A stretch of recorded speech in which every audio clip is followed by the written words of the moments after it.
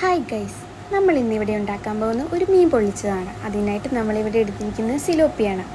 ഈ സിലോപ്പി നമുക്ക് നല്ലപോലെ വൃത്തിയായിട്ട് വെട്ടി കഴുകിയെടുക്കാം. അതിനുശേഷം നമുക്ക് മീൻ വറക്കാനായിട്ട് മീൻ നല്ലപോലെ വരഞ്ഞെടുക്കാം. എന്നിട്ട് ഇതിലേക്ക് നമുക്ക് ആവശ്യമായിട്ടുള്ള പൊടികളെല്ലാം ഇടാം. ഉപ്പിട്ടിട്ടുണ്ട്, പിന്നെ നമ്മുടെ കുരുമുളക് പൊടിയും മുളക് പൊടിയും, പിന്നെ നമുക്ക് ഇഞ്ചി പേസ്റ്റും വെളുത്തുള്ളി പേസ്റ്റും ഇട്ട് കൊടുക്കാം. അതിനുശേഷം നമുക്ക് നല്ലപോലെ ഈ മസാല നമ്മുടെ മീനിന് മൊത്തവും നമുക്ക് തേച്ച് പിടിപ്പിക്കാം. അതിനുശേഷം ഞാനിവിടെ ഒരു 10 മിനിറ്റ് ഫ്രീസറിൽ വെക്കുന്നുണ്ട്. അതിനുശേഷം നമ്മളിവിടെ നമ്മുടെ പാത്രം ചൂടാക്കി അതിലേക്ക് ആവശ്യമായിട്ടുള്ള എണ്ണ ഒഴിച്ചു കൊടുത്തു. പിന്നെ കുറച്ച് കരിവേപ്പിലയും കൂടി ഇട്ടിട്ട് നമുക്ക് നമ്മുടെ മീനെല്ലാം പെറുക്കി വറക്കാനായിട്ട് വെക്കാം. നമ്മുടെ മീൻ നമ്മുടെ 2 വശവും നമ്മൾ നല്ലപോലെ മുരിച്ചെടുക്കുന്നുണ്ട്. ഇനി നമുക്കിത് വേറെ പാത്രത്തിലേക്ക് മാറ്റി വയ്ക്കാം. എന്നിട്ട് നമുക്ക് നമ്മുടെ മസാല റെഡിയാക്കാം. അതിനായിട്ട് നമ്മൾ ഈ സെയിം എണ്ണയുടെ ബാക്കി തന്നെയാണ് എടുത്തിട്ടുള്ളത്.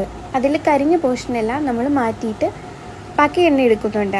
അതിലേക്ക് കുറച്ചും കൂടി എണ്ണ ഒഴിച്ചതിന് ശേഷം നമ്മളിവിടെ കറിവേപ്പില ഇട്ട് കൊടുക്കുന്നുണ്ട്. അതിനുശേഷം നമ്മൾ സവോളയും ഉപ്പും കൂടി ഇട്ടിട്ട് നല്ലപോലെ ഒന്ന് മിക്സ് ചെയ്തെടുക്കുന്നുണ്ട്. ഇനി നമുക്കിതിലേക്ക് വെളുത്തുള്ളി പേസ്റ്റും ഇഞ്ചി പേസ്റ്റും ചേർത്ത് കൊടുക്കാം. ഇത് നമുക്ക് പച്ചമണം മാറുന്നവരെ നല്ലപോലെ ഒന്ന് ഇളക്കി കൊടുക്കാം.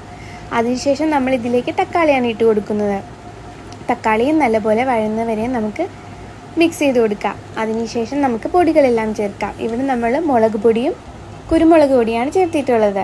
അതിൻ്റെ പച്ചമണം നമുക്ക് മാറി കിട്ടണം. അതിനുശേഷം നമ്മളിതിലേക്ക് കുറച്ച് തേങ്ങാപ്പാൽ കൂടി ഒഴിച്ചു കൊടുക്കുന്നുണ്ട്. ഇനി നമുക്ക് ഈ തേങ്ങാപ്പാൽ എല്ലാം കൂടി ചേർത്തിട്ട് നല്ലപോലെ മസാലയൊന്ന് മിക്സ് ചെയ്തെടുക്കാം. ഇനി നമുക്ക് നമ്മുടെ വാഴയിലയിൽ മീനെല്ലാം നമുക്ക് മസാലയിൽ പൊതിഞ്ഞു വയ്ക്കാം.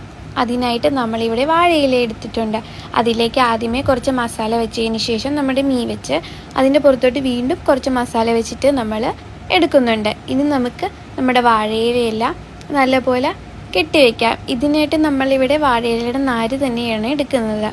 ഇനി നമുക്ക് ഒരു ചട്ടി ചൂടാക്കി അതിലേക്ക് നമ്മുടെ വാഴയിലയിൽ പൊതിഞ്ഞു വെച്ചിരിക്കുന്ന മീനെല്ലാം എടുത്ത് ഒന്ന് ചെറുതായിട്ട് 2 വശവും ചൂടാക്കിയെടുക്കാം. ഇപ്പോഴേ നമ്മുടെ സിലോപ്പി പൊള്ളിച്ചിട്ട് ഇവിടെ റെഡി ആയിട്ടുണ്ട്.